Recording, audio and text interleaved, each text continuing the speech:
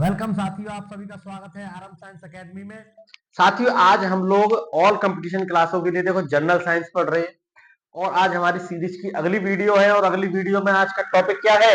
ऊतक। देखिए, ऊतक क्या होते हैं जंतु विज्ञान में। ऊतक दो प्रकार से होते हैं, एक तो पादपों में पाए जाते हैं और एक जंतुओं में पाए जाते हैं। तो साथियों, ऊतक बनता कैसे है? सबसे पहली बात देखिए, कोशिकाओं से मिलके, हमने लास्ट चैप्टर पढ़ा था कोशिकाएं, तो बहुत सारी कोशिकाएं मिलकर क्या बनाती हैं? ऊतक।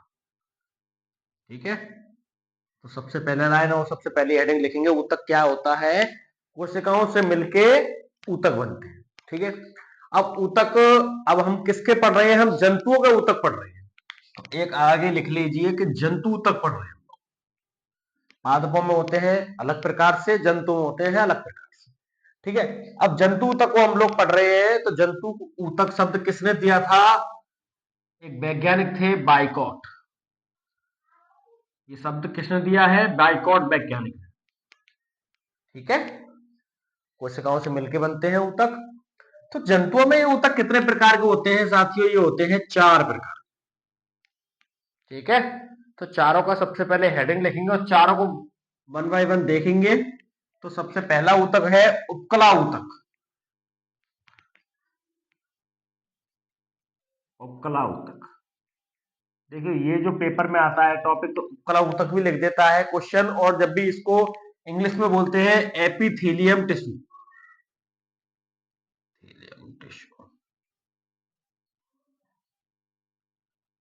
ठीक है, एपिथेलियम टिश्यू। और दूसरा है संयोजी ऊतक। इसको साथियों क्या बोलते हैं? Connective tissue.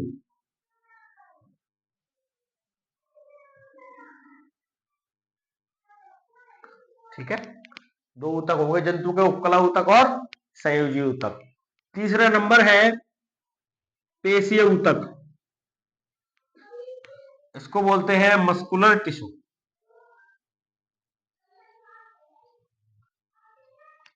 और आखिरी और सबसे बढ़िया, उसको बोलते हैं तंत्रिका ऊतक, नर्वस टिश्यू।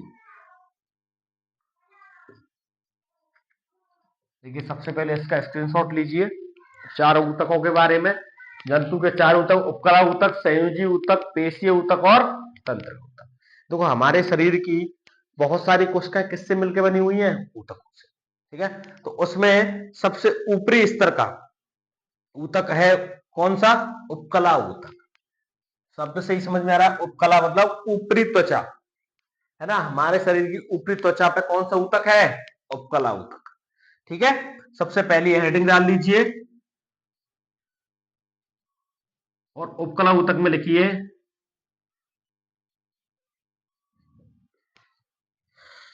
कि शरीर के सबसे ऊपरी स्तर होता है उपकला ऊतक का। दूसरा पॉइंट लिखिए कि यह रक्षात्मक आवरण बनाती है। क्या बनाती है? रक्षात्मक आवरण, मतलब हमारे शरीर को सुरक्षा करने वाला कौन सा ऊतक है? उपकला ऊतक। और पेपर में प्रश्न आता है कि हमारे शरीर का रक्षात्मक आवरण कौन सा ऊतक होता है? देखिए, 4 ऑप्शन यही आएंगे: उपकला ऊतक, संयोजी, पेशीय, तंत्रिका। तो साथियों, हमारा उत्तर क्या है? रक्षात्मक आवरण का उपकला ऊतक। ठीक है, दूसरी इसकी क्या क्षमता है? इसमें पुनरुत्त भवन की क्षमता पाई जाती है। पुनरुत्त भवन की, अब ये क्या होता है? देखिए, जब हमारे शरीर में लग जाती है, कहीं से हाथ फट गया, है ना, टांग फट गई, तो फट जाते हैं, एक अलग प्रकार की त्वचा निकल जाती है व्हाइट वाली, है ना। वो त्वचा क्या होती है? अपने आप ही जुड़ जाती है ना। कुछ समय बाद अगर हम उसको कुछ दवाई भी नहीं लगाए, थोड़ा सा कट है, तो अपने आप ही सही हो जाता है। तो सही हो जाता है, उसको क्या बोलते हैं? पुनरुत्त। तो ऐसी क्षमता कौन से ऊतक में होती है? उपकला ऊतक। ठीक है, अपने आप ही पुनः उसी स्थिति में पहुंच जाना ही क्या कहलाता है? पुनरुत्त भवन। ठीक है साथियों, ये उपकला ऊतक के बारे में हो गया। अब इसके एग्जाम्पल लिखेंगे हम लोग कि सभी ग्रंथियां, हमारे शरीर में जितनी भी ग्रंथियां हैं, उनमें कौन सा ऊतक है? उपकला ऊतक। ठीक है। और साथियों ये जो उपकला ऊतक होता है वो किसके ऊपर स्थित होता है? संयोजी ऊतक। जैसे ये एक हाथ है, सबसे ऊपर कौन सा ऊतक? उपकला ऊतक। हमारी खाल, उसके अंदर कौन सा ऊतक होता है? संयोजी। संयोजी के अंदर कौन सा होता है? पेशी। अब अंदर फाड़ते चले जाएंगे, जैसे ये उपकला ऊतक, इसके अंदर है संयोजी, इसके अंदर है तीसरा पेशी है, उसके अंदर है तंत्रिका ऊतक। ठीक है, चारों इसी स्तर में नीचे की तरफ होते हैं। ठीक है, हमारे स्किन में। अब एक किसके ऊपर स्थित होता है? संयोजी ऊतक के ऊपर। ठीक है, एग्जाम्पल में लिख लिया सभी ग्रंथियां, और दूसरा लिखेंगे श्वास नली है। पढ़ाया था श्वसन वाले पार्ट में, श्वास नली, ट्रैकिया, उसके ऊपर की स्किन जो होती है वो भी किसकी होती है? उपकला ऊतक की। हमारे शरीर का यकृत, हृदय, यकृत, ठीक है, अंडवाहिनियां, फीमेल जनन तंत्र के भाग है, उसके ऊपर जो स्तर होता है वो कौन से ऊतक का होता है? उपकला ऊतक। ठीक है साथियों, इतने का स्क्रीनशॉट लीजिए। और अगला ऊतक हम लोग पढ़ रहे जा रहे हैं, संयोजी ऊतक या कनेक्टिव टिश्यू। ठीक है,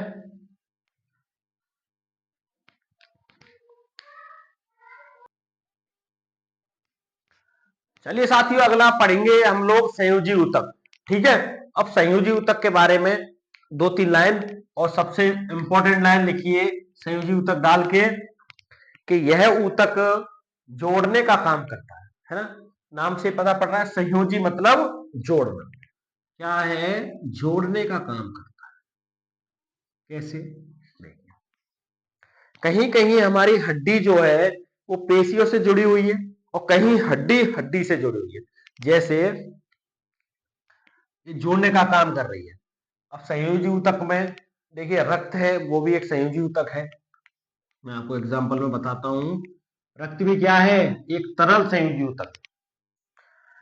इसमें एडिपोस टिश्यू, एरियोलर टिश्यू बहुत सारे हैं। रक्त है हमारा, है ना, लिगामेंट्स, जैसे लिगामेंट, और एक होता है कंडरा, और ये दोनों ही क्या है? इंपॉर्टेंट। अब कैसे जोड़ने का काम करता है? लिगामेंट जो होते हैं अस्थि को अस्थि से जोड़ते हैं, मतलब हड्डी को हड्डी से जोड़ने का काम कौन करते हैं? लिगामेंट। जैसे हाथ में ह्यूमरस हड्डी है, यहाँ पर रेडियस अल्ना हड्डी है, तो कोहनी पर ये जो जुड़ा हुआ है जॉइंट, तो ये जॉइंट किसकी वजह से जुड़ा हुआ है? लिगामेंट की वजह से। ठीक है, लिगामेंट क्या करते हैं? जोड़ने का काम करते हैं। तो कौन सा ऊतक हो गया? संयोजी ऊतक। तो किसको किससे जोड़ते हैं? हड्डी को हड्डी से। ठीक है, बोन टू बोन। ठीक है, लिगामेंट। जैसे हम कहते हैं कि हमारे शरीर में हाथ पैर काम नहीं करे, लिगामेंट खत्म हो गए, तो लिगामेंट क्या है? वो हड्डी को हड्डी से जोड़ रहा है। दूसरा का नाम है कंडरा, जिसको इंग्लिश में क्या बोलते हैं? टेंडन। पेपर में, एसएससी, रेलवे में कई बार आता है। कंडरा क्या है? तो अस्थि को पेशी से जोड़ता है, मतलब कई मसल होती हैं वो सीधे ही हड्डी से जुड़ी हुई होती है, कहीं जॉइंट नहीं है उनमें, तो कौन जोड़ता है? टेंडन। ठीक है, टेंडन क्या होता है? लिगामेंट जैसा ही एक पदार्थ होता है जो हड्डी को पेशी से जोड़ता है। इतना याद रखना, ये दोनों इंपॉर्टेंट हैं और दोनों ही पेपर में आते हैं, चाहे आप रेलवे की तैयारी कर रहे हैं, नेवी, एयरफोर्स, है ना, एसएससी में पुराने किताबों में आया भी है और आएगा आगे तक। ठीक है, इसके दो इंपॉर्टेंट क्या है? लिगामेंट हड्डी को हड्डी से जोड़ता है, और टेंडन जिसको कंडरा बोलते हैं वो हड्डी को पेशी से जोड़ता है। ठीक है, तो इस संयोजी ऊतक में इतना ही, और बाकी का जो संयोजी ऊतक में हमने रक्त बताया था, रक्त की वीडियो मैं प्ले लिस्ट में डाल दूंगा। ठीक है, रक्त वाला जो पूरा टॉपिक है, जिसमें प्लाज्मा को बताया हमने, आरबीसी, डब्ल्यूबीसी, प्लेटलेट्स, और आरबीसी के अंदर, है ना, कड़िका में, ए कड़िका में बताई, वो डब्ल्यूबीसी के अंदर बताई थी कड़िका में, कड़िका में। तो वो जो पूरा टॉपिक था रक्त का 30-35 मिनट के वीडियो, वो किसका है? संयोजी। ठीक है, संयोजी ऊतक में इतना ही बताया जाएगा। यहाँ पर 2 पॉइंट, लिगामेंट और टेंडन, और पूरा का पूरा रक्त वाला टॉपिक उसी का। अगला शुरू करते हैं पेशीय ऊतक। देखिए इनका पूरा चैप्टर होता है हर एक का, जिसको चैप्टर में बता देंगे। ठीक है, अब तीसरा क्या है, पेशीय ऊतक। अब पेशीय ऊतक क्या करता है, मतलब स्किन वाला जो मसल होती है इसको मस्कुलर टिश्यू बोलते हैं, मसल वाला। तो ये क्या करता है, ये गति कराने में सहायक होता है। जैसे गर्दन घूमना, पूरी हमारी पेशी ही तो है, हाथ हमारा घूम रहा है ना, यहाँ पे और कोई सी पेशी है, तो इस प्रकार से हमारी जो पेशियों को गति करवाने के काम करता है वो कौन से ऊतक होते हैं, पेशी ऊतक। कितने होती हैं साथियों ये पेशियां, 639 होती हैं। और ये क्वेश्चन आता है कि हमारे शरीर में कितनी मांसपेशियां होती हैं, 639। ठीक है, याद रखेंगे कितनी है, 639। अब देखिए आंख जो हिल रही है ना, इसमें कौन सी पेशी है, आइरिस पेशी। हाथ हिल रही है, ह्यूमरस पेशी है। ठीक है, टांगों का हिलना है ना, हृदय हमारा पंप कर रहा है तो उसमें कौन सी पेशी है, हृदय पेशी। ठीक है, तो इस प्रकार से साथियों पेशियों के सहारे जो भी गति हो रही है वो कौन से ऊतक में आएंगी, पेशी ऊतक। कितनी होती है संख्या में, 639। हड्डियां कितनी है, 206। हड्डी कैसे है, 206, तो उसी प्रकार से पेशी कितनी है, 639। तो साथियों ये जो पेशियां होती हैं तो इनमें कौन कौन से तत्व पाए जाते हैं, इनमें कैल्शियम और मैग्नीशियम तत्व होते हैं।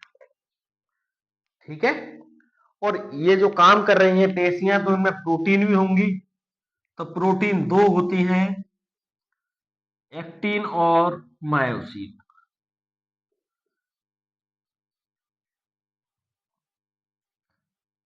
ठीक है, पेशीय ऊतक का क्या काम है, गति करवाने में सहायक होता है। 639 मांसपेशियां होती हैं, कौन कौन से तत्व हैं, कैल्शियम और मैग्नीशियम।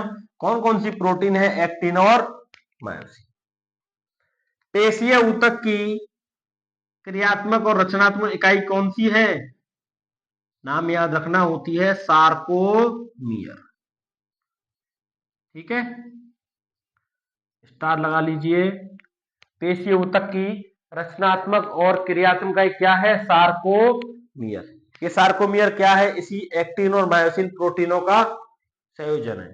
ठीक है, सार्कोमियर इसी हिसाब से चलता है, पेशीय सिद्धांत है उसमें आती है ये इकाई सार्कोमियर, जिसको जेड बोलते हैं।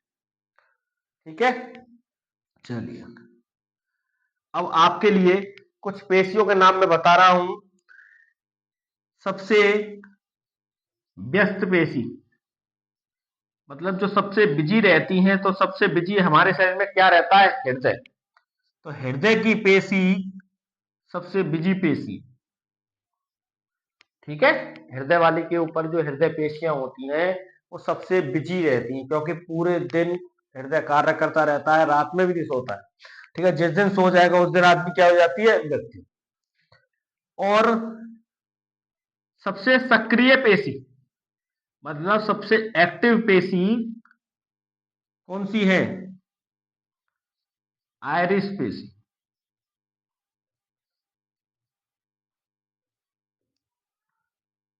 कहां पर है, आंख में।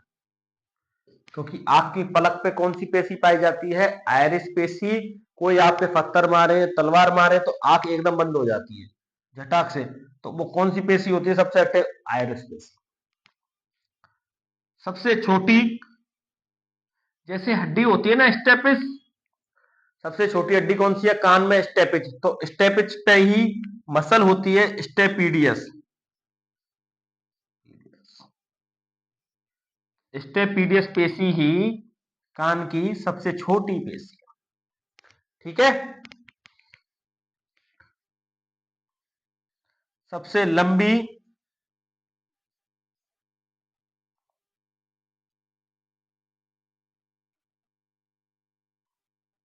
ग्लूटियस मैक्स,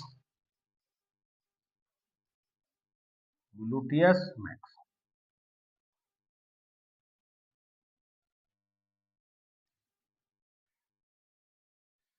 सबसे बड़ी है। ग्लूटियस मैक्स कहां पर है? हिप बोन में। कूले वाली है, बोलते हैं इसको पेशी।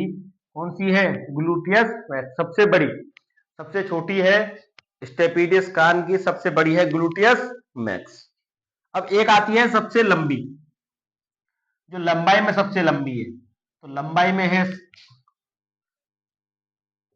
सार्टोरियस, सार्टो, ये साथी जांग में पाई जाती है। ठीक है,